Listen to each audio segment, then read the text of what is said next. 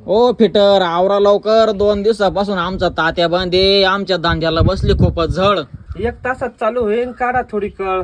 बर आम्ही त्याला 2 दिवसापासून धुवू राहिलो, त्याच्यावरून आम्ही जवळ जवळ टारली भर काढला मळ. तो आता चांगला करील का बळ? 1 नंबर चालणार आता. बर आवरा लवकर मग.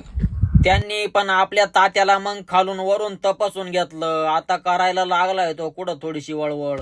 त्याने पण खाऊन टाकला आपला खूपच वेळ. कुठले पाहुणे आले काय माहिती. नमस्कार. नमस्कार.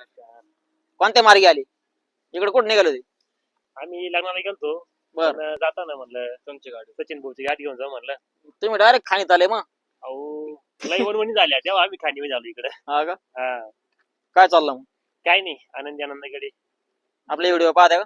हो तुमचे व्हिडिओ काय पाहतो. लाईक बर व्हिडिओ पण आवड तुमच्यावाल्या. आणि तुमचे व्हिडिओ पाहून एक असं वाटलं आता, एक साध्या पेवरामध्ये आणि म्हणजे असं नाही की आर्थिक परिस्थिती चांगली पाहिजे तेव्हा माणूस फेमस होतो. हा हा म्हणजे एक आपल्या ग्रामीण भागातला तळागाळातला माणूस पण इंस्टावर रीलवर फेमस होऊ शकतो किंवा ब्लॉगर म्हणून नाव उंचांक करू शकतो.